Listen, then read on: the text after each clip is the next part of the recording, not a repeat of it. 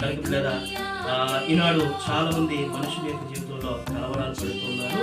కనుక దేవుడు ఏ ఏ విషయాల్లో కలవరపడకూడదు అని జ్ఞాపకం చేస్తాడు. 3 విషయాలు. మొట్టమొదటిగా చూడండి పిల్లరా, వినినప్పుడు ఎప్పుడు కూడా కలవరపడకూడదు.